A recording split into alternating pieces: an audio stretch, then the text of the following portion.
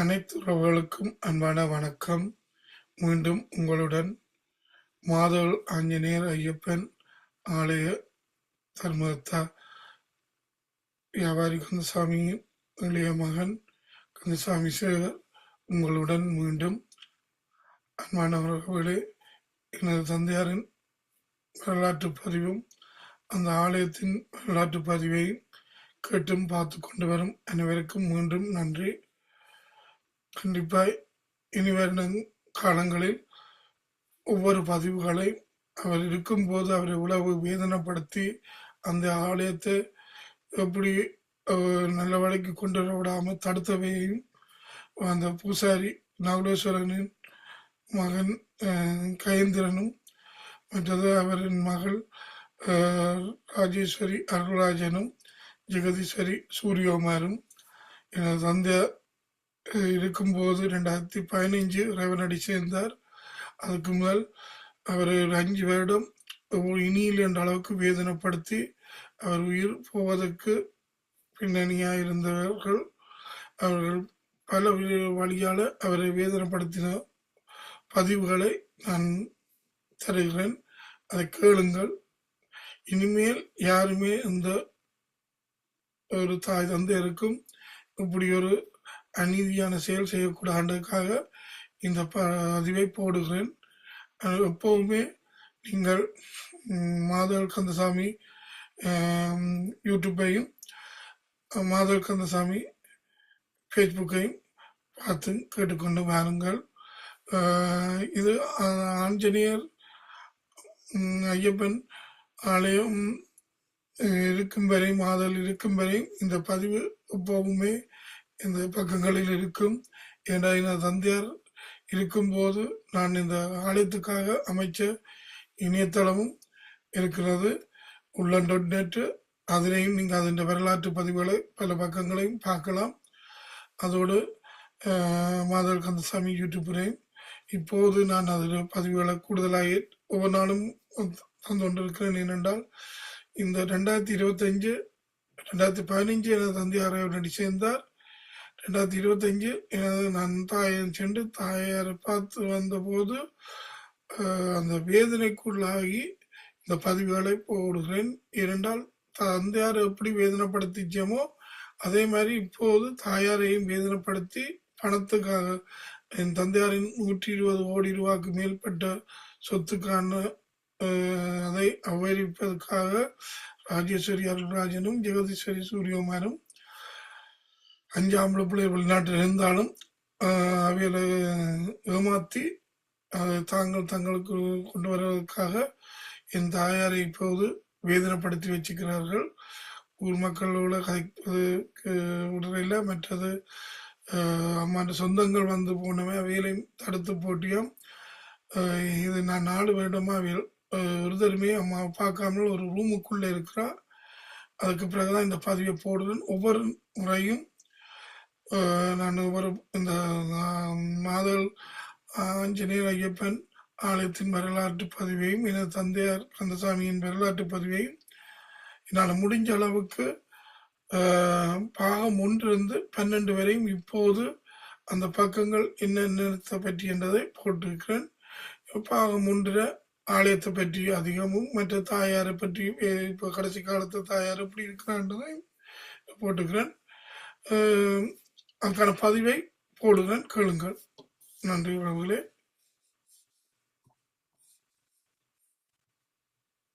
எங்க அப்பா எங்க அப்பா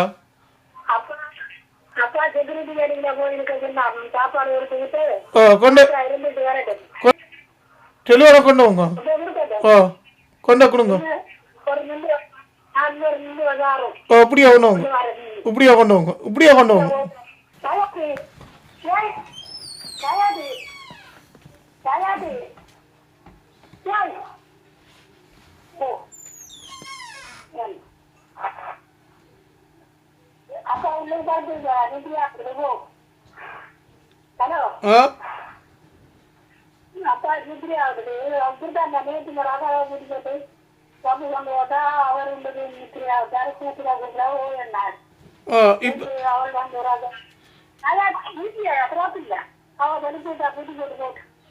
என்ன தண்ணியை வச்சு பூட்டி போட்டு போடுறா? நீ இங்கே இருந்து கொண்டு பூட்டி வச்சுட்டு போகிற அளவுக்கு வாழ்க்கை வந்துட்டேன்டா அப்படி இவ்வளோ. ஓ அதுக்காண்டி அதே நவா வச்சு பூட்டி போட்டு போகிறது அப்பா இவ்வளோ மனக்கு வேதனைப்படுவாருன்றதுமே. ஆ 7வது நிமிஷத்தில் இவ்வளோ வேதனைப்படுறாருன்றதுமே. இப்போ பாருங்க கதைக்கிற அளவுக்கு தகுதி அவங்க கொடுக்காங்க. டெலிஃபோன் கொடுக்குறாங்க இல்லை? ஆ டெலிஃபோன் கழிச்சால் ஒரு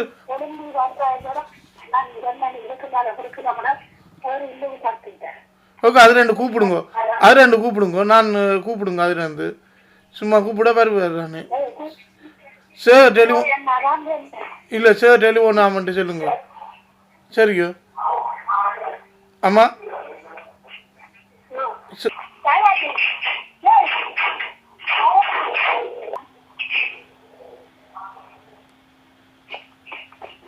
ஆ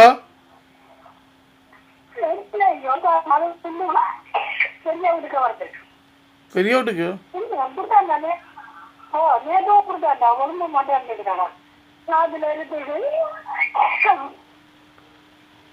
ஓ தண்ணியை விட்டுட்டு போனாலம்மா.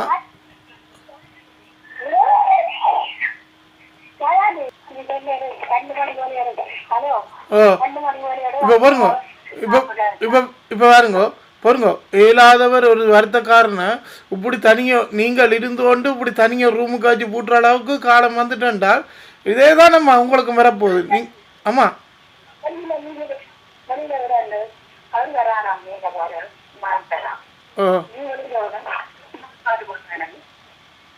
என்னண்டாலும் அவர் என்னம்மா இவ்வளோ தண்டவருக்கு அவர்கிட்ட இதில் இருக்கிற அது என்ன அவர் துறப்பை வச்சிருந்து அவர் இருந்தாலும் என்ன வந்தது என்ன ஒரு கதைக்கு என்னம்மா வாழ்க்கை சரியா பரவாயில்ல. என்னண்டானே அவர்கிட்ட இடத்துக்கே அவருக்கு வாழ்க்கை வச்சு பூட்டியாச்சு. வாழ்க்கை என்ன இதுதான் கடைசி காலம் என்ன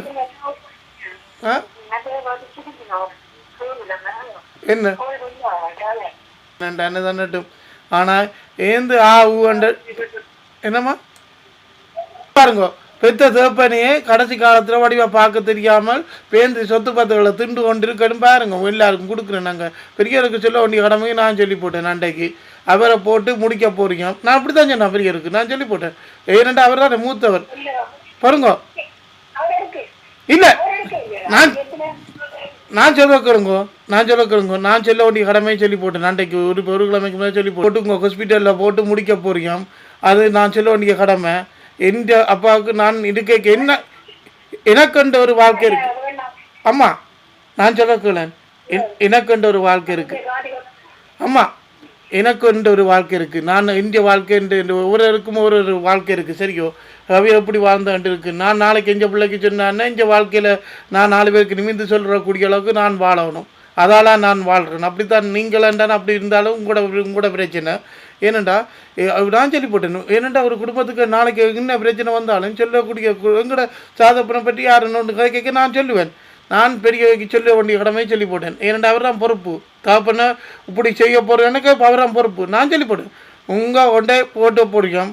நான் உள்ளதான் சொல்கிறேன் சொல்லி போட்டேன். உங்கள் இவ்வளோ கடைசி காலத்தில் ஒரு தேப்பனை தாயை பார்க்காதவன் ஒவ்வொன்றும் மனுஷன் இல்லை. சரியோ யார் என்னன்னு சரியோ ஏன் காசு பணம் இல்லாதவர் இவ்வளோ பணத்தை வச்சு கொண்டு சுருட்டி கொண்டு எல்லோரும் மாலைக்கு பார்ப்போமே. நான் விட போகிறேனே உலகத்துக்கு. ஒரு இவ்வளோ கஷ்டப்பட்டு இருந்தவனை நிம்மதியாக வச்சுக்கல கடைசி காலம் நினைக்க விடுவேனே. அது உங்களுக்கும் பாருங்க. உங்களோட காலம் கனகாலம் இல்லையம்மா. உதய நிலவரம் தான் பாருங்க. ஒவ்வொருக்கும் பாருங்க இப்போ இருக்கிற இடத்துல வேறு தானோ. ஆனால் பெரியவர் சொல்லி போட்டேன். நான் இப்படி தான் சொன்னான். அவரை முடிக்க போறீங்க. இது என்ன நடக்க போனால் இப்போ அவர் சொன்னார் இது உலகத்துக்கு கனவேருக்கு படிப்பேனே பாருங்க. என்னென்ன இல்லை அது மனவேதனை மனவிதனை கொடுக்குற அளவு. ஏனண்டா நீங்களே யோசிப்பா. நான் உங்களை சொன்னேன். நான் கடவுள் கடைசி காலத்தில் கடவுள்ன்ற நம்பிக்கை யாருக்கும் அவருக்கு என்ன நம்பிக்கையோ அதை விடணும்.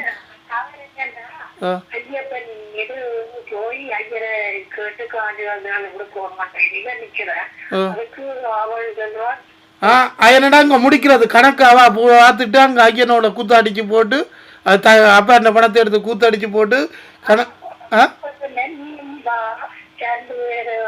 அப்பா கூட்டி கொண்டு போட்டு நான் நாளைக்கு ஐயரோட எல்லாத்தையும் விளையாண்டிட்டு ஓட்டி வருவோம் அப்படி ஆகும். என்ன செய்யறாப்ப பாருங்க. அவ நல்லா கப்பாண்ட காசு எடுத்து விளையாடுறா, நல்லா விளையாடுறா, விளையாடட்டும் அம்மா.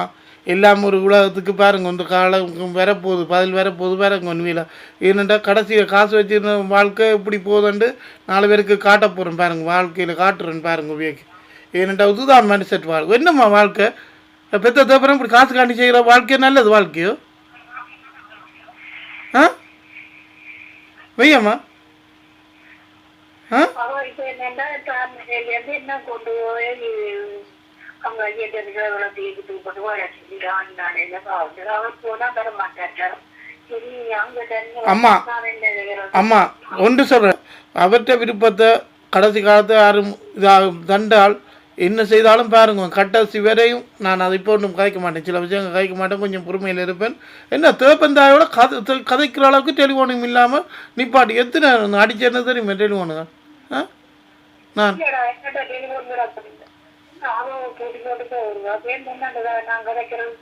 அப்பா அவ்வளோ கதைக்க பேருந்து அப்பா அவ்வளோ கதைக்க சொல்லி அவன்கிட்ட கொடுக்க அவன் கேட்குறான் நான் 2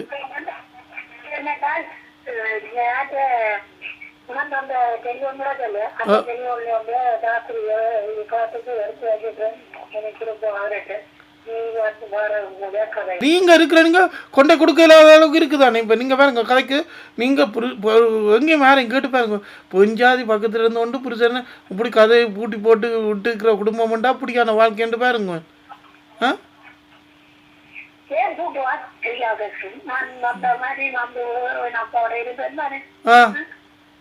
அவன் அங்கத்துக்கு போகிறேன் எல்லாத்தையும் கேட்டுவேன் மீத காட்டுறேன்னு போகிறவங்க அந்த பொம்பளைன்ற குணத்துக்கு நான் தான் கதைக்கிறேன். வாழ்க்கையில் கதைக்க மாட்டேன். நீ இப்படி தேப்பனை போட்டு சித்திரவதை செய்த நான் எவ்வளோ பாருங்க. நான் வாழ்க்கையில் நீ கடைசி வரை நடவாது பாருங்க. இஞ்சி வாழ்க்கையில் பாருங்க கடைசி வரை காசு பணம் இருந்து என்னம்மா அப்படி செய்கிறது? ஆனால் அம்மா மனதில் வச்சிரு, இந்த காசுக்காண்டிய இந்த மாலை விஷயத்தை முடிக்க நினைச்சால் வாழ்க்கையில் ஒரு தரம் வாழ மாட்டேன். நான் இன்றைக்கு சொல்கிறேன், உங்களுக்கு சொல்கிறேன், நம்ம உனக்கு சொல்கிறேன். ஏன்னாடா நீங்கள் 60 வருஷமாக வாழ்ந்தனீங்க இல்லை, அவரோட 50 வருஷத்துக்கு மேலே 55 வருஷத்துக்கு மேலே வாழ்ந்தனீங்க இல்லை. நான் சொல்கிறேன் நீங்களும் வாழ்ந்துப்பீங்க. அவரை காசுக்காண்டி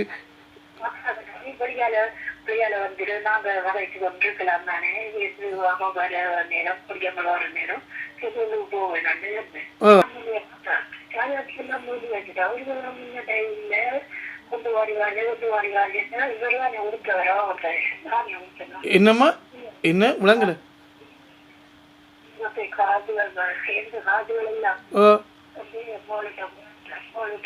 ஆனா எல்லாரையும் வச்சு நிறுத்தி வச்சு கேட்பேன். அப்பாவுக்கிட்ட பழி போட்டீங்கன்னா உங்க இந்த பிரச்சனை அந்த பிரச்சனை இந்த பிரச்சனைகளை கொண்டு வந்து நாங்கள் செய்கிறவ எல்லாரும் பேருந்து நாளைக்கு போக மாட்டேங்க தெரியுமே.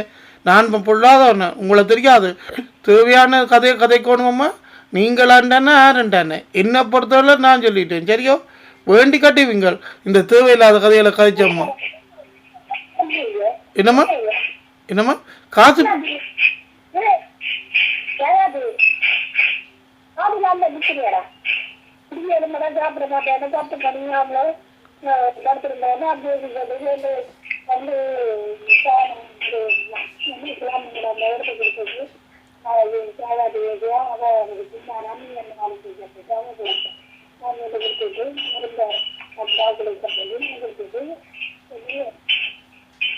சரி விடுங்க. ஆக்க நிற்கிற எடுத்து அங்கே கேட்டாலும் நம்ம இல்லை கதைங்க போய் நாங்கள் ஆக்கள் குடும்பத்துக்காக அது நல்ல நான் சொல்கிற மட்டும் கேட்டு கொண்டுருங்கோ கூடாது. அங்கே இருந்து ஒன்று சொல்லி ஒன்று மங்களா இப்போ கீழே இல்லை நிற்கிறீங்க அவன் விட்டு அடிக்கிறீங்களே.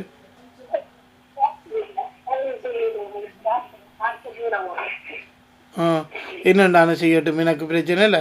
அப்படி வாழ்க்கை நல்லது இல்லையாம்மா. திருப்பண்ணை இப்படி சித்திரவதை செய்து போட்டு காசு வாழுறது அழகு இல்லை வாழ்க்கைக்கு. இந்த வாக்கு நாளைக்கு பிள்ளை செய்ய போது பாருங்க. நீங்கள் எங்கே இருந்து பாருங்க. நான் எல்லாரையும் ஒரு காலத்தில் பாருங்க என்ன செய்தாவோ இவாண்ட வாழ்க்கையில் இவா சீரழிஞ்சு தான் வாழ்வா. இப்படி வயது பண்ண ஒரு ஆளை இப்படி செய்தாலம்மா இல்லையே.